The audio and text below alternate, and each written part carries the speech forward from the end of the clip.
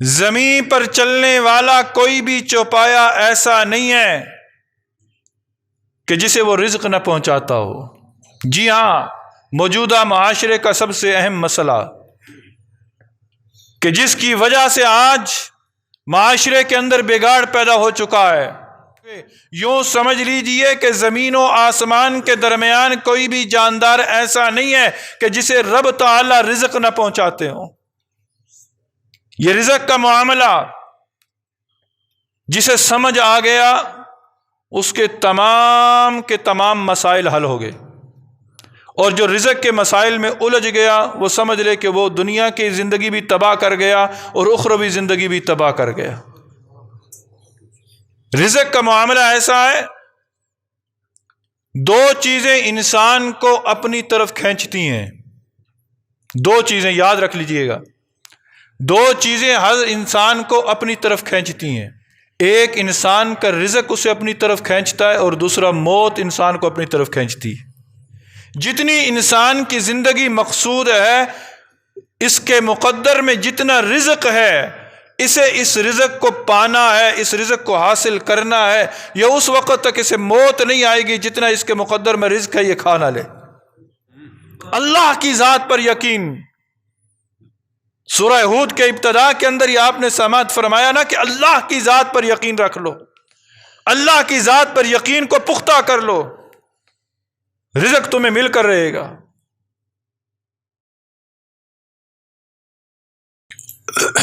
اعوذ باللہ من الشیطان الرجیم،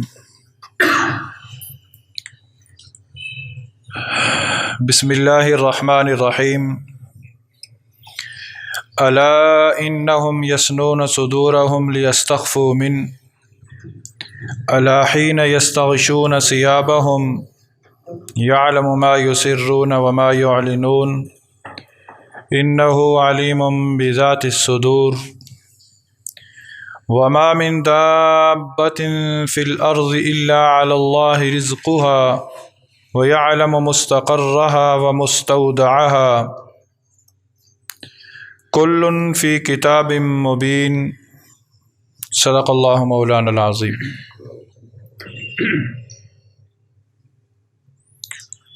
میرے انتہائی واجب الاحترام سامعین اعظام، اللہ رب العزت کا لاکھ لاکھ شکر اور اس کا احسان و فضل و کرم ہے کہ اس نے ہمیں محض اپنی توفیق، اپنے کرم، اپنے فضل سے اپنے گھر میں آنے کا موقع عطا فرمایا، اور پھر خلاق عالم نے ہم پر یہ احسان عظیم فرمایا کہ اس پرفتن دور کے اندر ہمیں اپنا ایک عظیم حکم یعنی فرض نماز با جماعت پڑھنے کی توفیق عطا فرمائی، اور پھر خلاق عالم نے ہم پر یہ احسان عظیم فرمایا کہ ہمیں اپنے ہی گھر میں بٹھا کر اپنے پاک کلام کو سننے اور سمجھنے کی توفیق نصیب فرما دی۔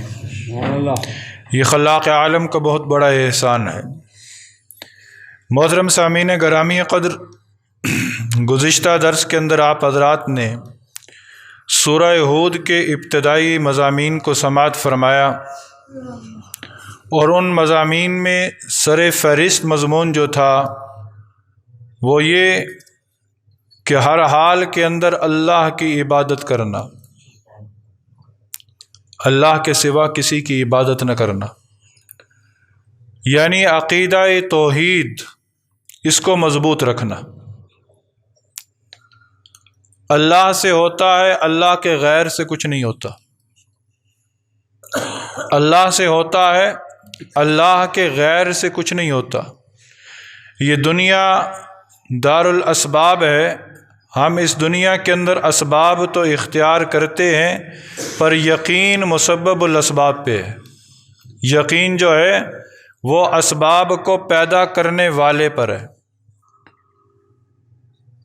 پھر اس کے ساتھ ساتھ دوسرا مضمون جو تھا وہ یہ کہ جب تمہارا عقیدہ توحید مضبوط ہو جائے تو پھر اس کے بعد اپنی زندگی کے اندر اس عادت کو اپنا لو۔ وہ عادت کون سی ہے؟ استغفار کی۔ استغفار ہر حال کے اندر کرتے رہو۔ جب استغفار کی کیفیت تمہاری زندگی کے اندر پیدا ہو جائے گی تو پھر تم اللہ کی طرف رجوع کرو۔ جب تمہارا رجوع اللہ کی طرف ہوگا تو پھر اللہ رب العزت تمہارے گناہوں کو معاف کر دیں گے، اور ایک مقررہ مدت تک اللہ رب العزت تمہیں لطف اٹھانے کا موقع دیں گے۔ یہاں سے یہ مراد کہ یہ جو زندگی کا دورانیہ ہے، 40 سال، 50 سال، 60 سال، 70 سال، جتنا بھی ہے، اللہ رب العزت اس زندگی کو تمہارے لیے بابرکت بنا دیں گے۔ قرآن مجید فرقان حمید کے اندر ایک اور مقام پر ارشاد ہوتا ہے کہ جو مرد اور عورت نیک عمل کرتے ہیں فَلَنُحْيِيَنَّهُ حَيَاتًا طَيِّبَةً، اللہ ارشاد فرماتے ہیں کہ میں ان کی زندگی کو پاکیزہ کر دیتا ہوں، میں ان کی زندگی کو پاکیزہ کر دیتا ہوں۔ یہی سب سے بڑی کامیابی ہے کہ جس کی زندگی پاکیزگی کے اندر آ جائے، زندگی پاکیزہ ہو جائے، یہی سب سے بڑی کامیابی ہے۔ اور یہ زندگی کی پاکیزگی کب آئے گی؟ جب ہماری زندگی کے اندر استغفار آئے گا اور رجوع الی اللہ کا شوق پیدا ہوگا۔ اور جو اس سے روگردانی کرے گا، استغفار نہیں کرے گا، اللہ کی طرف نہیں پلٹے گا، تو اللہ رب العزت نے اسے دردناک عذاب کی بشارت بھی دی ہوئی ہے۔ فَإِن تَوَلَّوْا وَإِن تَوَلَّوْا فَإِنِّي أَخَافُ عَلَيْكُمْ عَذَابَ يَوْمٍ كَبِيرٍ إِلَى اللَّهِ مَرْجِعُكُمْ وَهُوَ عَلَى كُلِّ شَيْءٍ قَدِيرٌ، تم نے میری طرف لوٹ کر ہی آنا ہے۔ کتنا جی لوگے، کتنا رہ لوگے، کتنا اس زندگی سے فائدہ اٹھا لوگے؟ ایک نہ ایک دن تم نے میری طرف لوٹ کر آنا ہے۔ کیوں؟ کل من علیہا فان ویبقى وجہ ربک ذو الجلال والاکرام، ہر چیز کو فنا ہے، باقی رہنے والا نام صرف اللہ کا ہے، باقی رہنے والا نام صرف اللہ کا ہے۔ دنیا کے اندر جو کچھ ہے اس کو فنا ہے، جو کچھ ہے۔ آپ ایک گھر بناتے ہیں، کتنے شوق سے بناتے ہیں، لیکن کوئی بھی شخص اس ارادے سے یہ نہیں بناتا کہ اس گھر نے ہمیشہ رہنا ہے۔ آخر ایک نہ ایک دن ہمارے ماں باپ نے، ہمارے باپ دادا نے گھر بنائے تھے، آج ان کے نام و نشان نہیں ہے۔ یہ ہمیں بتایا جا رہا ہے کہ جس طرح یہ گھر نہیں رہا، اے حضرت انسان، تو نے بھی اس دنیا کے اندر نہیں رہنا، تو نے بھی ختم ہو جانا ہے، تجھے بھی فنا ہے، باقی رہنے والا نام صرف اللہ کا ہے۔ اسی اللہ سے تعلق کو مضبوط رکھو۔ آج اس رب سے تعلق مضبوط رکھو گے، مرنے کے بعد رب تعالیٰ تمہارے اس تعلق کی بنیاد پر تمہیں اجر عطا فرمائے گا۔ اب اس دنیا کے اندر رہتے ہوئے انسان جو ہے بسا اوقات گناہ کرتا ہے، اور گناہ کرتے وقت یہ سوچتا ہے کہ میں چھپ کر گناہ کر لوں، بند کمرے میں گناہ کر لوں، مجھے کوئی دیکھ نہیں رہا، میں مجلس میں بیٹھا ہوں گناہ کروں، نہ گناہ نہ کروں، مجلس سے باہر جاؤں گا گناہ کر لوں، میں مجلس میں بیٹھا ہوں، مولوی صاحب کے سامنے بیٹھا ہوں، قاری صاحب کے سامنے بیٹھا ہوں، میں ان کی تعریف بیان کر رہا ہوں، مسجد سے باہر جاتا ہوں، اسی قاری صاحب کے خلاف باتیں کرتا ہوں، کون سا قاری صاحب مجھے دیکھ رہے ہیں؟ گھر میں ہوں، ماں باپ کے سامنے میں غلطی نہیں کرتا، گھر سے باہر جاتا ہوں غلطی کرتا ہوں، کون سے میرے ماں باپ مجھے دیکھ رہے ہیں؟ یہی باتیں مشرکین کے اندر بھی تھیں۔ وہ نبی صلی اللہ علیہ وسلم کے سامنے آتے نا تو اپنے آپ کو چادروں کے اندر لپیٹ لیتے تھے، مسلمانوں کے خلاف کوئی بات کرتے اور ان کی بات ظاہر ہوتی، اور جب وہ نبی صلی اللہ علیہ وسلم کے سامنے آتے تو اپنے آپ کو چادروں میں لپیٹ لیتے تھے کہ یہ بات نبی صلی اللہ علیہ وسلم پر ظاہر نہ ہو جائے، ظاہر نہ ہو جائے۔ مسلمانوں کے پس پس جاتے تھے، مسلمانوں کے خلاف باتیں کرتے تھے۔ اللہ رب العزت ارشاد فرماتے ہیں چاہے تم اپنے آپ کو چادروں میں لپیٹ ہی کیوں نہ رہو، کیوں نہ رہو، رب تعالیٰ تمہارے سینے کے اندر جو چیز پیدا ہو رہی ہے رب تعالیٰ اسے بھی جانتا ہے۔ یعلم ما یسرون وما یعلنون، جو باتیں وہ چھپاتے ہیں یا وہ باتیں جو وہ اعلانیہ کرتے ہیں، اللہ رب العزت ان تمام کی تمام باتوں کو جانتا ہے۔ اللہ سے کوئی چیز مخفی نہیں ہے، اس بات کا خیال رکھنا۔ جہاں تمہارا عقیدہ توحید مضبوط ہوا، جہاں تمہاری زندگی کے اندر استغفار پیدا ہوا، جہاں تمہارا رجوع الی اللہ کا شوق پیدا ہوا، وہیں پر اس بات کو بھی اپنی زندگی کے اندر لے آؤ کہ میرے ہر حال سے میرا رب واقف ہے، میرے ہر حال سے میرا رب واقف ہے۔ میں دنیا والوں کو دھوکہ دے سکتا ہوں، میں دنیا والوں کو پردوں کے اندر چھپا سکتا ہوں، پر رب تعالیٰ کو دھوکہ نہیں دے سکتا، اپنے آپ کو رب تعالیٰ سے نہیں چھپا سکتا۔ انہ علیم بذات الصدور، اللہ سینوں میں چھپی ہوئی باتوں کا بھی علم رکھتا ہے، اللہ سینوں میں چھپی ہوئی باتوں کا بھی علم رکھتا ہے۔ وہ اللہ ہے، کون اللہ؟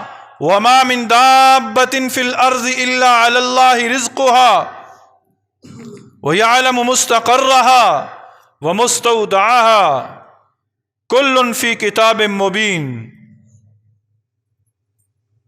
وہ اللہ زمین پر چلنے والا کوئی بھی چوپایا ایسا نہیں ہے کہ جسے وہ رزق نہ پہنچاتا ہو۔ جی ہاں، موجودہ معاشرے کا سب سے اہم مسئلہ کہ جس کی وجہ سے آج معاشرے کے اندر بگاڑ پیدا ہو چکا ہے، رب تعالیٰ فرماتے ہیں کہ زمین پر چلنے والا کوئی بھی دابہ، اصل میں کہتے ہیں گھوڑے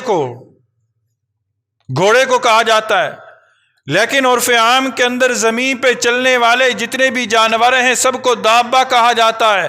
سوال یہ پیدا ہوتا ہے کہ زمین پہ چلنے والوں کا تو ذکر ہے، زمین پہ ریگنے والے بھی تو ہیں، زمین کے اوپر اڑنے والے بھی تو ہیں، یہاں چلنے والوں کا کیوں ذکر کیا؟ چلنے والوں کی تعداد زیادہ ہے، زیادہ کا ذکر کر کے باقیوں کو اس کے اندر شامل کر دیا، باقی سارے کے سارے اس کے اندر شامل ہو گئے۔ یوں سمجھ لیجئے کہ زمین و آسمان کے درمیان کوئی بھی جاندار ایسا نہیں ہے کہ جسے رب تعالی رزق نہ پہنچاتے ہوں۔ یہ رزق کا معاملہ جسے سمجھ آ گیا اس کے تمام مسائل حل ہو گئے، اور جو رزق کے مسائل میں الجھ گیا وہ سمجھ لے کہ وہ دنیا کی زندگی بھی تباہ کر گیا اور اخروی زندگی بھی تباہ کر گیا۔ ترمذی شریف کی ایک روایت ہے جس کا مفہوم ہے کہ اے حضرت انسان، تو توکل اختیار کر۔ توکل بھروسے کو کہتے ہیں، اللہ پر بھروسہ کرنا سیکھ لے۔ اور پھر علماء نے لکھا ہے کہ اس بھروسے کو تو پرندوں سے سیکھ۔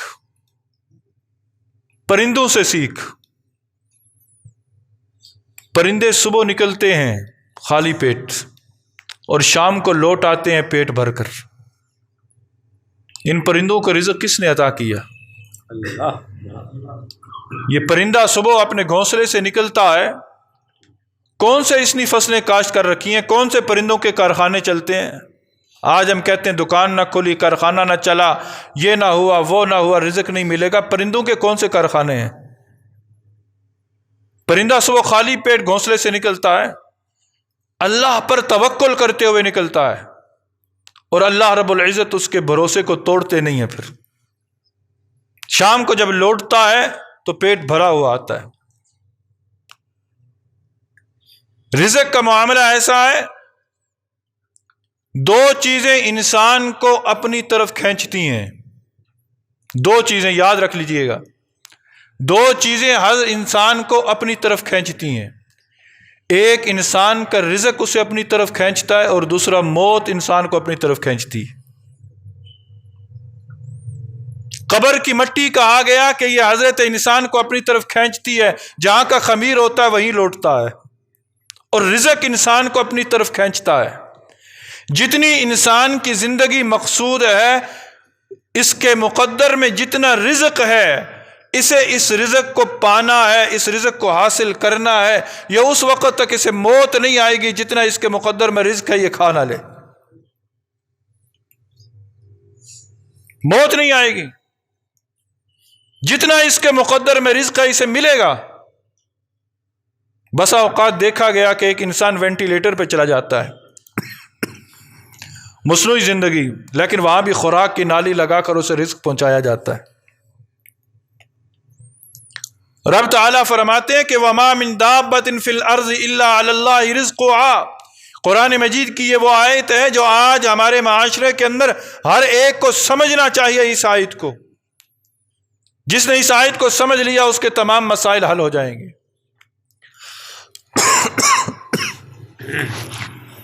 حضرت موسیٰ جلیل القدر پیغمبر ہیں، آپ نے بارہا ان کا ذکر سنا ہے۔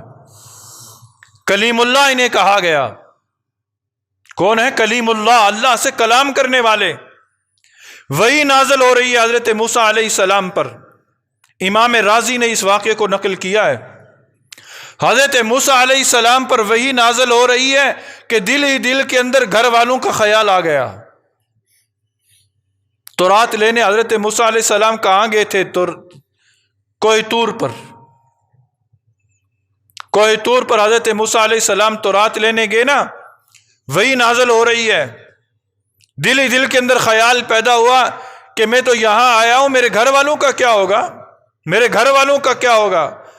اللہ رب العزت نے حضرت موسیٰ علیہ السلام کو کہا کہ اے موسیٰ تیرے ہاتھ کے اندر جو عصا ہے اسے پتھر پر مار۔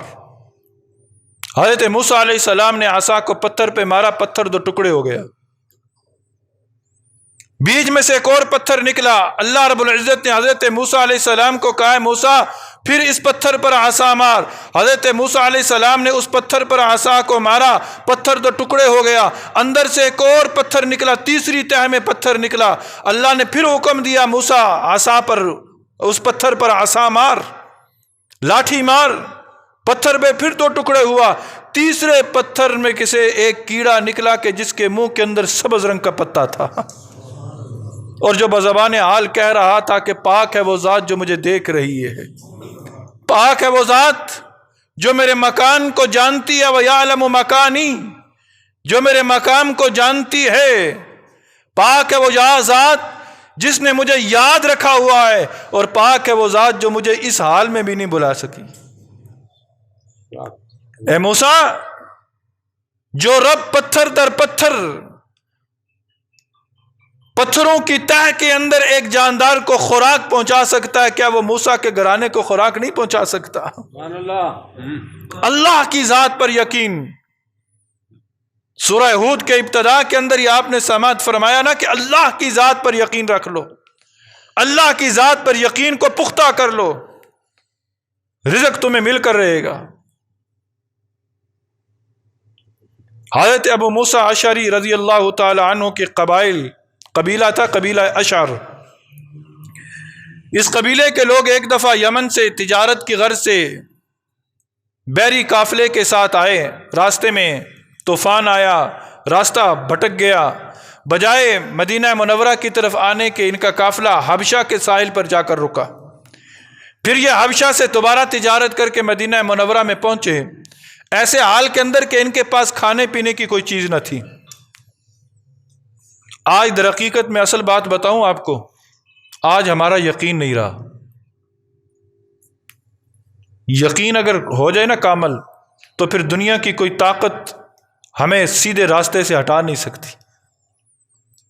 حضرت ابو موسیٰ اشعری رضی اللہ تعالی عنہ کی روایت فرماتے ہیں کہ ہمارے قبیلے کا ایک شخص، یعنی ہمارے قبائل کے لوگ مدینہ منورہ میں پہنچے ایسے حال کے اندر کہ رزق نہیں تھا، بھوک و افلاس تھی، کھانے پینے کی کوئی چیز نہ تھی۔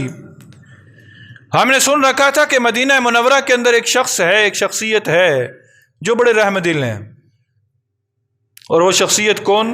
نبی کریم صلی اللہ علیہ وسلم۔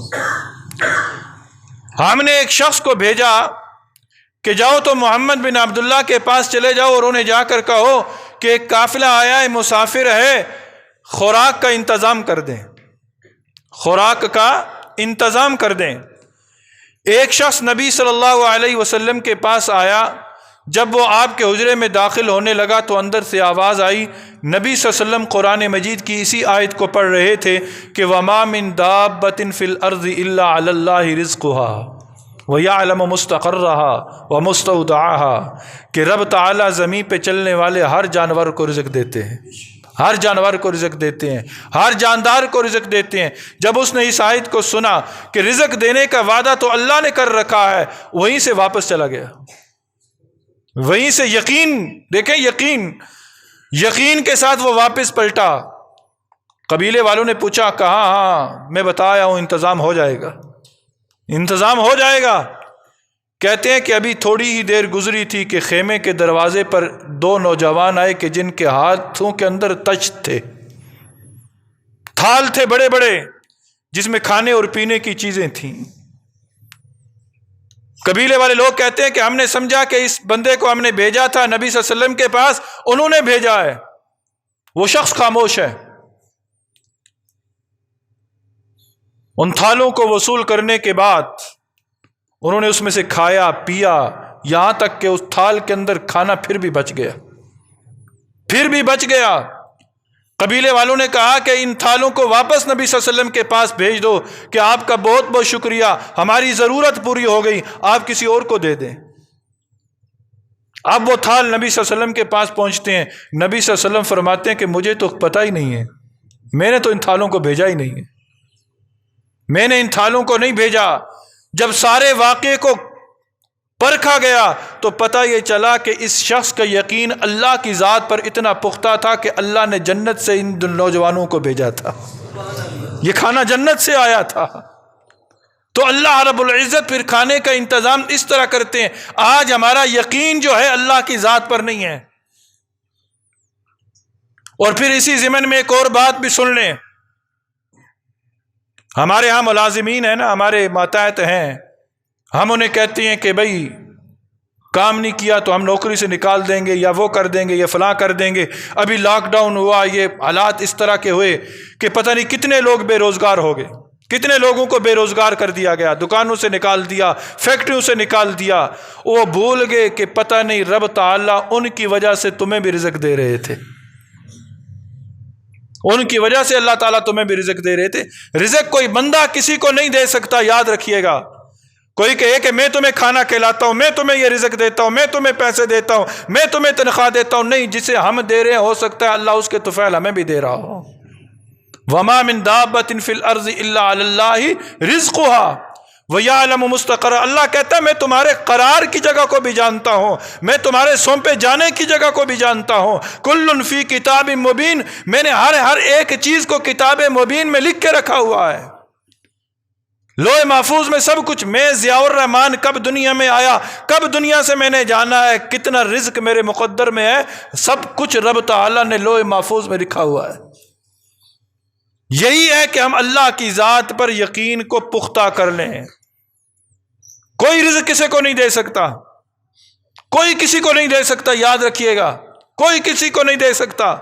رزاق وہ ہے۔ حضرت سلیمان علیہ السلام نے بھی کہا تھا نا، اللہ تیری مخلوق کی دعوت کرنا چاہتا ہوں، کہا تھا نا حضرت سلیمان نے۔ چرند و پرند پہ حکومت کرنے والے تھے، بولیاں سمجھنے والے تھے، ساری دنیا پر بادشاہت کی، تخت پر بیٹھتے تھے تو سیکنڈ کے اندر تخت سینکڑوں میل کا سفر کر جاتا تھا، جنات تابع تھے۔ کہا اللہ تیری مخلوق کی دعوت کرنا چاہتا ہوں۔ انتہائی اختصار کے ساتھ یہ کہ کئی دن کھانا تیار ہوا، کئی دن کھانا تیار ہوا، جنات تیار کرنے والے۔ کئی دن کھانا تیار ہونے کے بعد جب حضرت سلیمان علیہ السلام نے کہا اللہ کھانا تیار ہے، دسترخوان بک چکا ہے، اپنی مخلوق کو بھیج، اپنی مخلوق کو بھیج۔ اللہ نے ساری مخلوق کو نہیں بھیجا، ایک مچھلی کو بھیجا تھا، ایک مچھلی کو بھیجا، اور وہ ایک مچھلی ایک نوالے کے اندر حضرت سلیمان علیہ السلام کا کئی دنوں کا تیار کیا ہوا کھانا، ایک لقمہ اس کا بنا اس مچھلی کا، اور اس مچھلی نے پھر کہا اے سلیمان اور لا، اور لے کر آ۔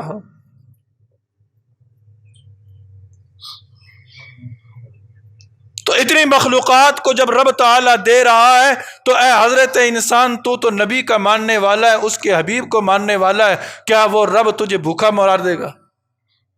نہیں، تو اس کا بن جا، ساری مخلوق تیری بن جائے گی، تو اس کا بن جا، بس اس کا بن جا، ساری مخلوق تیری بن جائے گی۔ وہ ایک صحابی گھر آئے، گھر میں کھانے کے لیے کچھ نہیں ہے، گھر میں کھانے کے لیے کچھ نہیں ہے، کہا کچھ نہیں ہے، بیوی نے کہا کچھ نہیں، کہا کوئی مسئلہ نہیں۔ مسجد میں کہ 2 رکعت نفل نماز پڑھی، اللہ سے مانگا، گھر آئے، کہا گھر میں کھانے کے لیے کچھ آیا، کہا نہیں آیا۔ وہ صحابی کہتے ہیں میرے مانگنے میں کمی ہے، اس کی عطا میں کمی کوئی نہیں ہے۔ میرے مانگنے میں کمی ہے، میرے مانگنے میں کمی ہے، اس کے خزانے میں کمی نہیں ہے۔ آج ہمارے مانگنے میں کمی ہے، اس کے خزانے میں کمی نہیں ہے۔ آج ہم لینے والے نہیں ہیں، دینے والا دینے کے لیے تیار ہے، آج ہم لینے والے نہیں بن رہے۔ آج ہمیں لینے کا طریقہ نہیں آ رہا، ہم نے لینا کیسے ہے؟ ہم وہ طریقہ بھول گئے جو لینے کا طریقہ ہے۔ اس طریقے کو سیکھیں۔ رب تعالیٰ دینے کے لیے تو تیار ہے نا۔ وہ رب جو بنی اسرائیل کو من و سلوہ کھلا سکتا ہے، وہ رب جو حضرت موسیٰ علیہ السلام کے سامنے اس پتھر کو توڑوا کر اس جاندار کو دکھا سکتا ہے، وہ رب آج بھی وہی ہے۔ وہ رب آج بھی اس بات پہ قادر ہے کہ ہمیں بھی اللہ تعالیٰ بغیر اسباب کے رزق پہنچا دے، لیکن ہم لینے والے بنے ہیں۔ ہم اس راستے پر چلیں تو صحیح نا، اس راستے پر چلیں۔ رب تعالیٰ کے خزانے اتنے وسیع ہیں، اتنے وسیع ہیں کہ ان کا اندازہ ہم دنیا کے اندر کر نہیں سکتے۔ تو صحابی نے کہا میرے مانگنے میں کمی ہے، اس کے دینے میں کمی کوئی نہیں۔ پھر گئے، پھر آئے، کہا کچھ نہیں آیا، کہا میرے مانگنے میں کمی ہے، اس کے دینے میں کمی کوئی نہیں ہے۔ تیسری مرتبہ گئے، پھر مانگا، پھر گھر آئے تو ایک چکی چل رہی تھی جس میں سے آٹا نکل رہا تھا۔